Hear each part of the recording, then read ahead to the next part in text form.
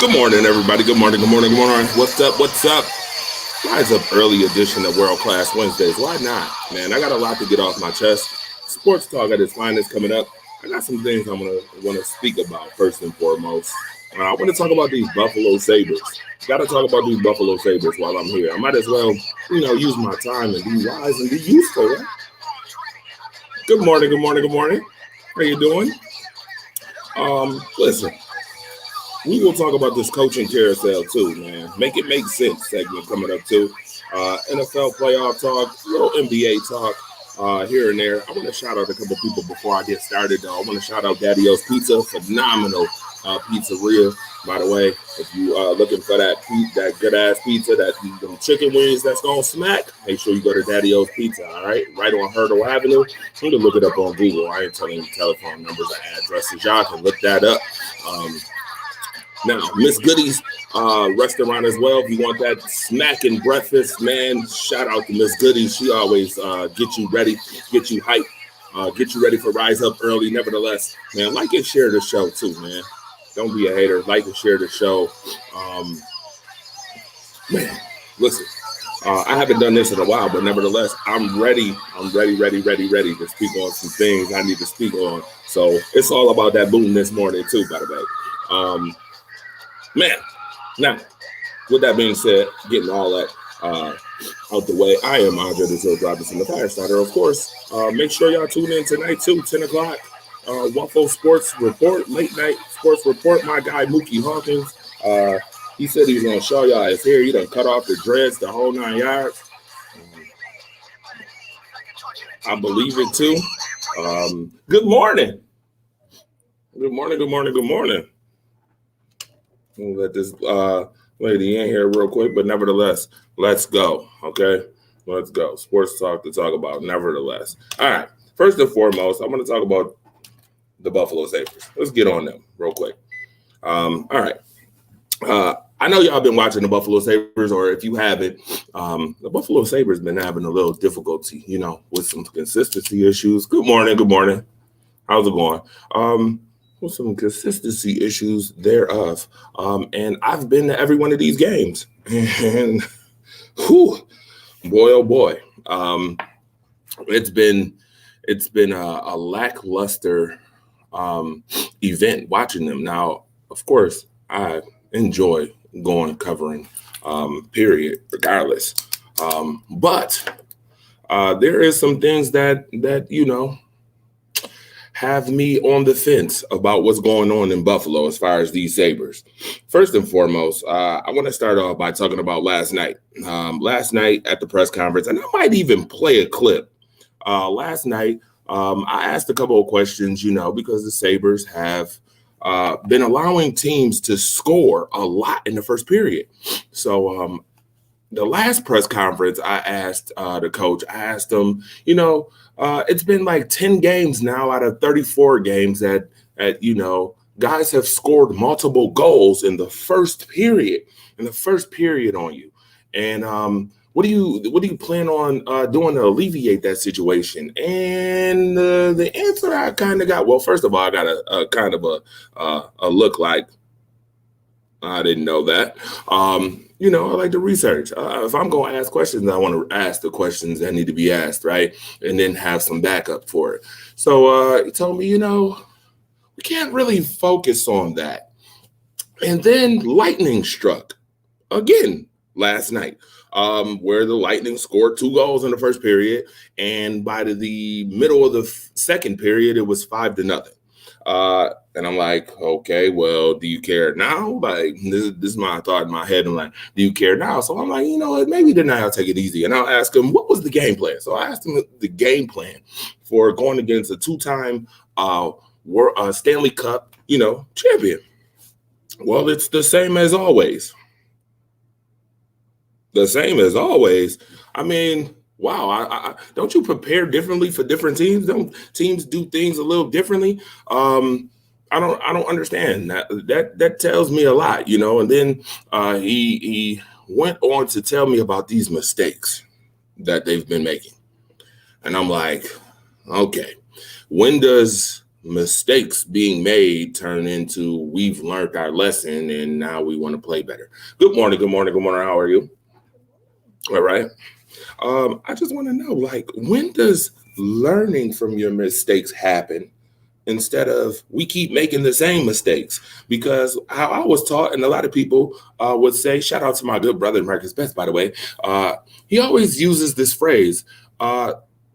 If you keep doing the same things and getting the same results, usually we call that insanity, right? So, I mean, it's insane to keep having these conversations.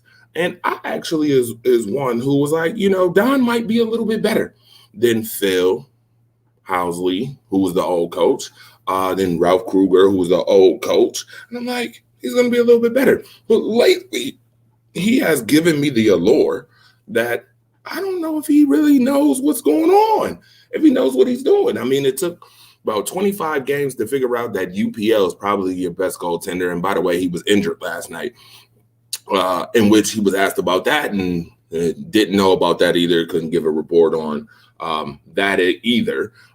He was too busy in the game to know about his best goaltender. Last night left me in awe.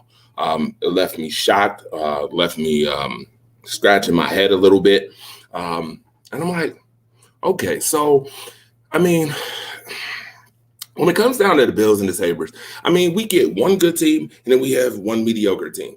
It would be lovely to have two, good teams. And I'm like, Kim, what's going on here? I almost want to be like, hey, Kim, what's going on, man? The Sabres aren't getting the same, push as the Bills have been getting, I guess. It took them a couple years to get the Bills going. It's taken multiple years now, and the Sabres still haven't got it going. Like, we just got rid of Jack Eichel, and you're like, okay, well, in the beginning, they seem like they're going to be fresh. They're a young team. They got a lot of talent. Jack Quinn started last night for the first time, and I was super excited about that because the guy is definitely a very talented individual. And I'm like, okay, what's going on here? Ethan, I see your comment. You said it starts with upper management. Yeah. If every coach struggles, then it starts at the top. Yeah, it does. But then at some point, coaching has to take some type of responsibility. You still got to perform at the end of the day. You understand? Like, you can't just get a position to be like, you know what, it's upper management's fault. I couldn't make it better. That would be like me going to work every day, every day. And you guys know what I do. Some of you know that I'm a general manager somewhere. And I could be like, upper management is terrible. I won't say that. I'm not saying that, by the way. But you still got to perform. You still got to put out your best. You still got to give your best foot forward and put out a culture that is going to be at least successful in some way, shape, or form.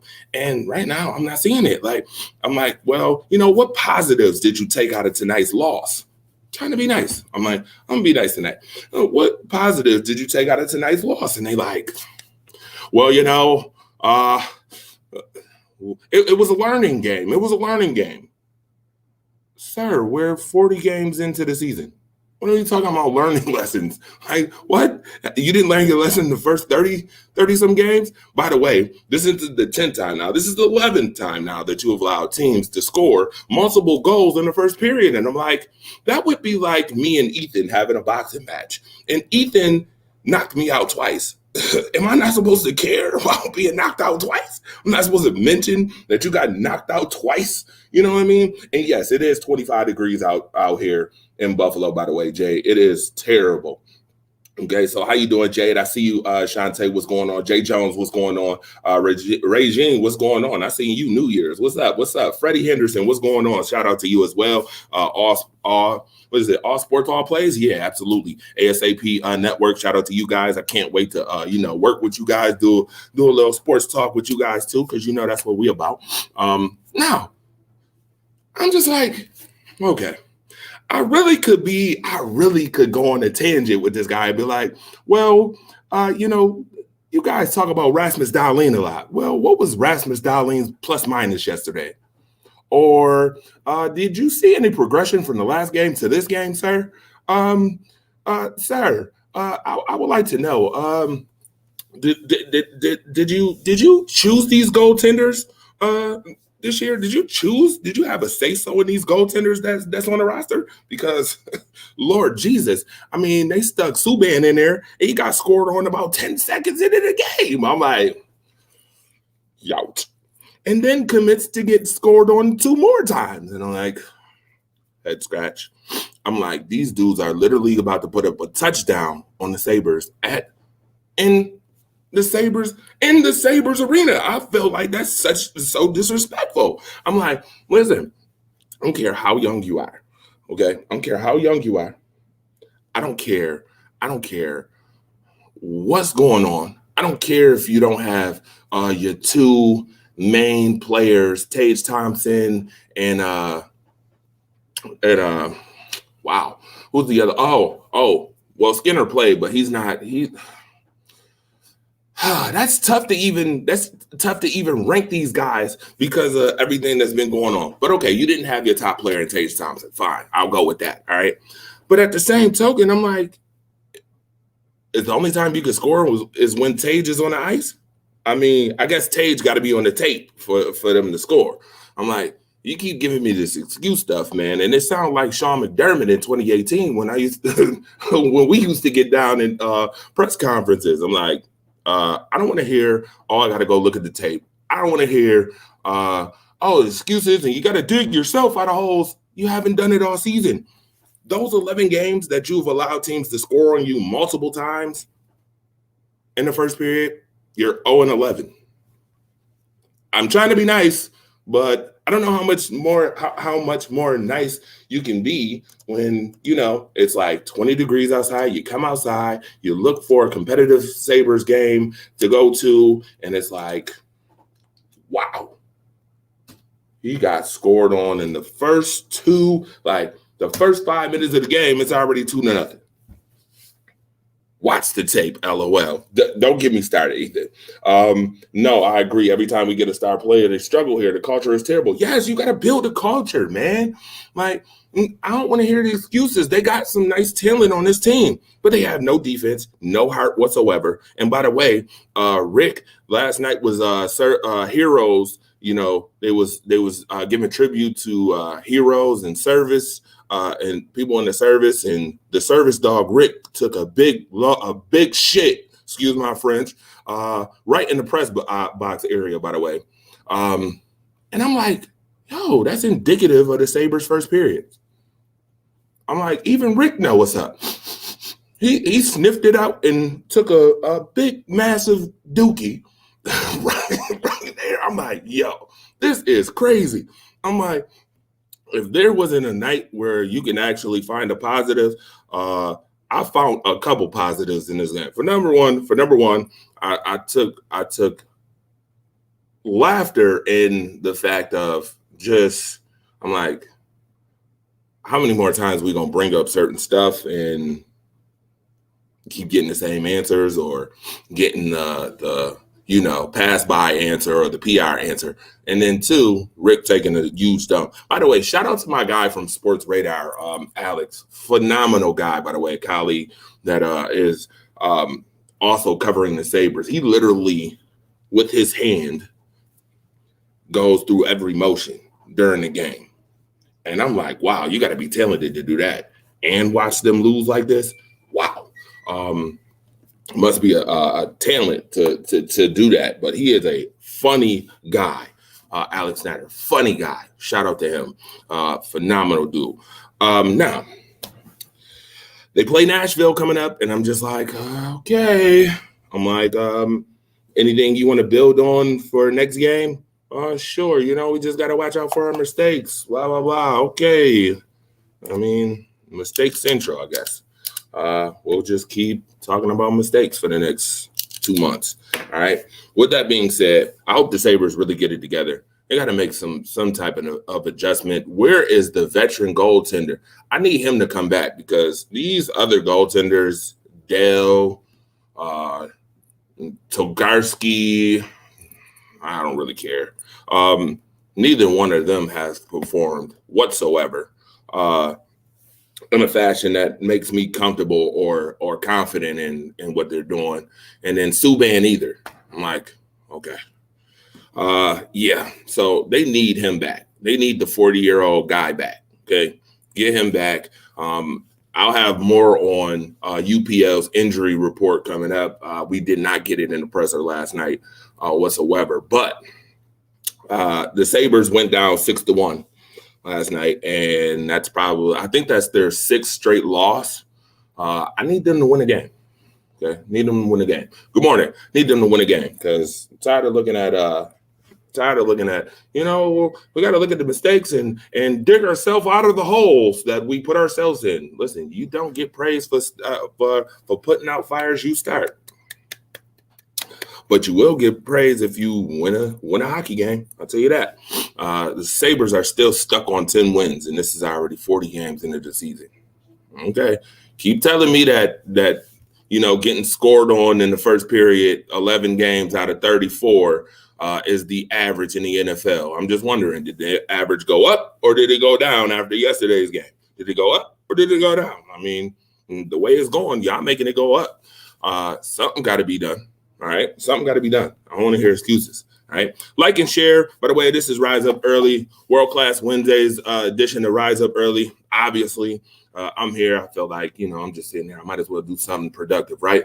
Let's talk sports because that's what we like to do. And I had to get that off my chest because, man, I'm trying to be nice. All right. Morning, Ray. Morning. What's going on? Good morning. Good morning. Anyway, I'm trying to be nice. For real. I'm really trying to be nice. But, I've been trying to, calm down a little bit. Calm down a little bit with the fire starting because I like the fire start. I like to get things going. I like to get the juices pumping, the flow. I like to get the flow going. I like to get the intriguing conversation going. I like to ask the real questions, the juicy ones that some folks don't want to ask. And I've been trying to calm down. So bear with me.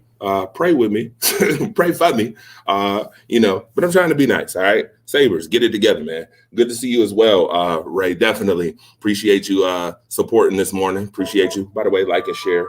Hold on. I got a caller on. I got a call. Take this real quick. Don't y'all go nowhere. All right. Good morning. Pretty good.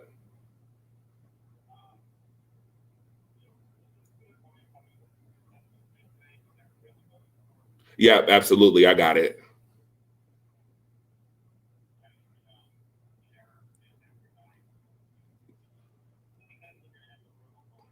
Absolutely. Absolutely. Absolutely. We'll have it all set and ready for you. Okay. Thank you.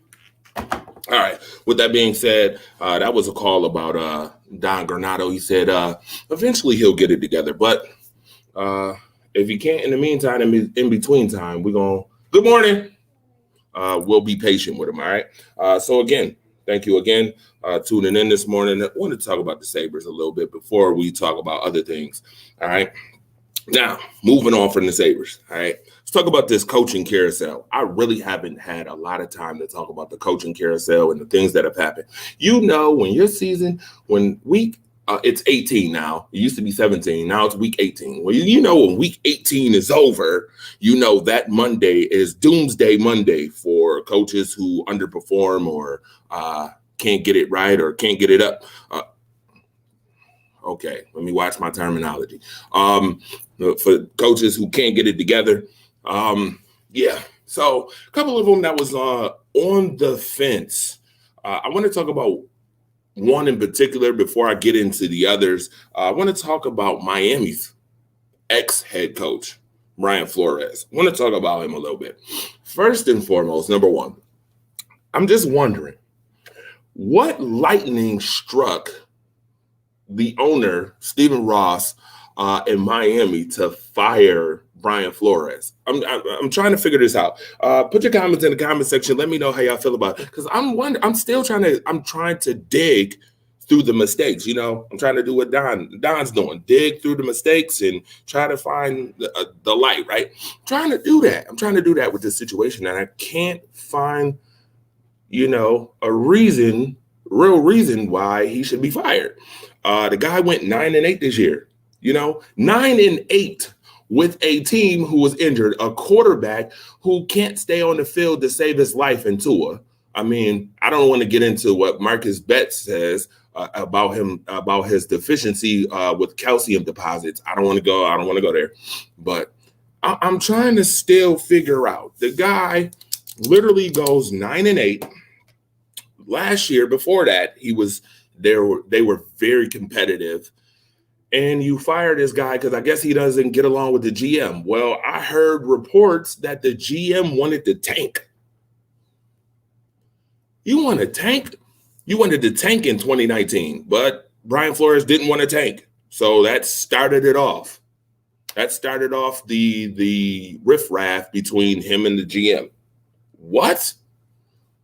So one person wants excellence, the other one wants to purposely be mediocre. We got to stop all this crap with tanking, okay?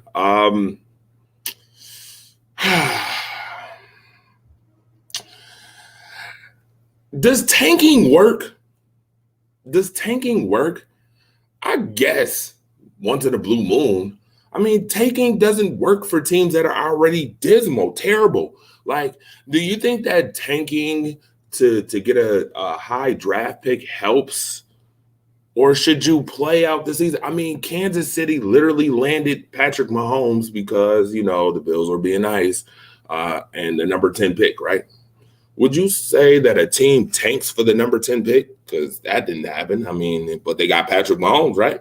How many number 1 through 5 players have you seen in the last 3 years come into the league and just be a monster? And don't say Ja'Marr Chase, because Ja'Marr Chase is phenomenal, by the way. But I don't think Cincinnati tanked for Ja'Marr Chase either.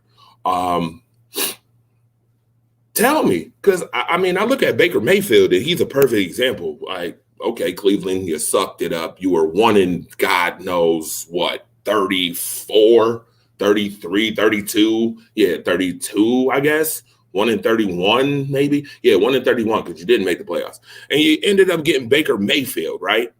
How did that work out for you? I'm just wondering, how did that work, right? How does that go right now? I mean, you guys are literally talking about, well, is he going to be the quarterback next season? Blah, blah, blah, blah, blah, right? We could even go with, we could go with people like San Francisco. Where did Nick Bosa come? When did Nick Bosa come in the league? Didn't he come in top fashion? I mean, San Francisco went to the Super Bowl, but because of the quarterback not being able to throw a football in a swimming pool, they lost the Super Bowl and have regressed ever since. Like, I mean, how does tanking work? You guys believe in tanking? Put it in the comment section. Because for me, I don't. Ray Francis said the only thing I could think of is when they started the season off with 7 straight losses. It was playoff or bust. Ray, that's interesting that you say that. But I want to ask you this question. Did you really have Miami going to the playoffs this year? Anybody have Miami going to the playoffs this year? I mean, I'm sure if I brung 20 people in this room and I said, do you think Miami's going to the playoffs this year? I guarantee you at least 18 going to say no, right? No. Tua's injury prone, and that's where it starts. I mean, when your captain of your team is injury prone and can't stay on the field, what the world do you think will happen? And then I'm going to ask this question. What legitimate, besides Mike Gesicki, because Mike Gesicki is actually, to me, Mike Gesicki is a stud. A lot of folks, Mike Gesicki is a stud, okay? What weapons, what real weapons do Miami have? All right, that's another question I got to ask. And I know I mean, if we get analytical, we can be technical, right? What weapons do they really have, right? I don't want that to be the be-all, know-all of why they didn't get to the playoffs. But then I also think about organizational moves. This is where if you want to know the foundation of the torch and when he talks or what he's talking about, go to the foundation, which is organizational moves. I want somebody to tell me What draft pick the Miami Dolphins have picked up from the GM that they have in the last 3 years that actually struck gold? And I'll wait. I'll wait on it. Good morning. How's it going? I'll wait on it. Somebody tell me. Anybody know? I'll wait. And please don't tell me Jalon Phillips. Please don't tell me Jalon Phillips. Really? I could have swore Miami passed up on a whole hell of a lot of talent getting Jalon Phillips. He's done what? Okay. This is also a team that had a secondary that was supposed to be phenomenal when they picked up Byron Jones, and then they had Xavier Howard, who had 10 interceptions, blah, blah, blah, right? Oh, wait a minute. Brian Flores, the defensive guy. Xavier Howard was what? Ranked top 5, corner in the league? Like, why are we not giving him his props right now? Like, how is he fired? Okay, so him and the GM don't get along, so you fire him, I guess, right? Now, my question is, who in the hell are you bringing to Miami? And you bet not tell me khaki pants. You better not tell me khaki pants coming to Miami. I mean, I know they got their boots smoked in the national championship playoffs, though. I know Michigan got their boots smoked by the eventual national champion Georgia Bulldogs. I know that happened. I saw it with my own 2 eyes. By the way, for folks who didn't think Georgia was going to win, LOL, ha, ha, ha. That's what you get. Keep thinking Alabama going to win everything. They can lose too, okay? And that's exactly what happened. They lost, all right? Stetson Bennett said, I ain't going for it this time, and went off in the second half. But we'll talk about that a little later too. Ray, you said 0, hell no. A serious question. How do you have the number 1 defense and when nobody in the Pro Bowl the same year, and when okay, and when you get a chance, touch on that, please. Oh yeah, I'm about to touch on that. Oh, so we can touch on that. I'll touch on that as soon as I finish talking about these coaches real quick. All right, so Brian Flores, I'm like, yo, all right, he'll get another job somewhere else. He's already being looked at by the Chicago Bears, right? And if you don't get a head coaching position, he'll probably be a defensive coordinator somewhere too. And they'll actually appreciate him. And then Miami is going to feel like a fool next year when they really tank and not on purpose. With that being said, there was other coaches like Matt Rule out there. I'm like, not fired? Okay. And then I said Joe Judge. But then Tuesday, Joe Judge gets fired at 5 p.m. after they said that they were going to retain Joe Judge. They fired him. And then I heard some stuff. I heard some things about how the ownership for the Giants was like, hey, this is what has to happen. Set a whole bunch of stipulations. This is what has to happen. You can sleep on it. Joe Judge wanted one of the staffing in the Giants to become the GM. But they was like, no. He's not going to be a GM. We're going to look for a new GM. And I guess after that, it was curtains. It was a wrap, because coaching positions just come a dime a dozen, I guess, now, right? I mean, how many retreads do we get in the NFL, right? Okay. So Joe Judge is fired. But I think that's warranted. Okay. Wow. Who else? I mean, since we talking coaching carousel, and this is going to segue right into Ray's comment. How do you have the number 1 defense and land nobody in the Pro Bowl in the same year? Because you know exactly why. Sir, what team was that again? Oh, that's right. The Buffalo Bills, who catch flack all the time. Even when they do good, they catch flack. That's a team that can't do no good. Always doing wrong. It don't matter if they win 13 games, they still doing wrong somehow, right?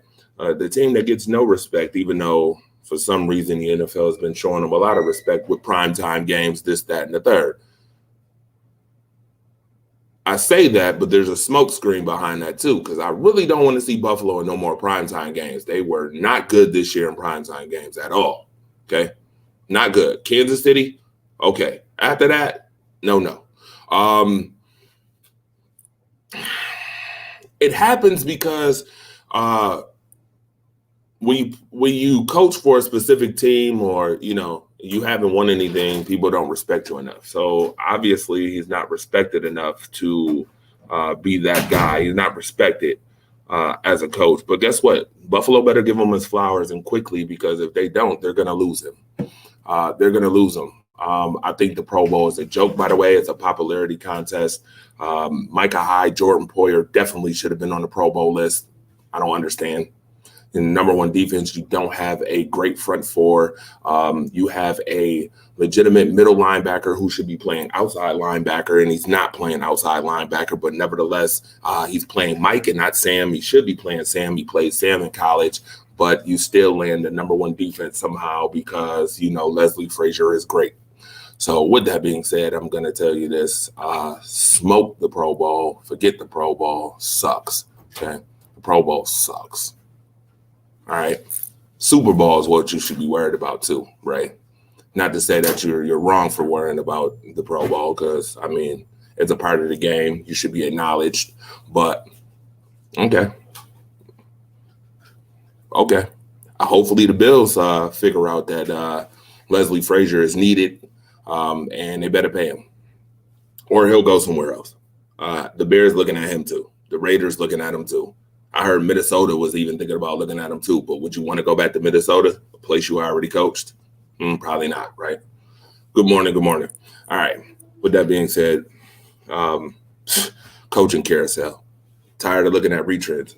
That's all I want to tell you. Tired of looking at retreads. Good morning. Morning. My guy. All right.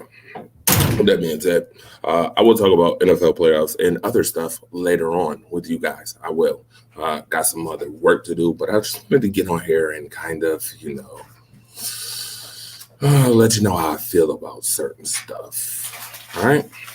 But I will see you later. Make sure you like and share. And I'll get back with y'all. I'll be on tonight again. All right. I'll actually be on tonight. 7 o'clock tonight, be on. And then I'll be on the radio as well, 10 o'clock tonight with Mookie Hawkins on Waffle Power 96.5. So please support. In 2022, please be a supporter, not a hater. Okay? That's my thing. Support, don't be a hater. All right? See y'all later. Thank you.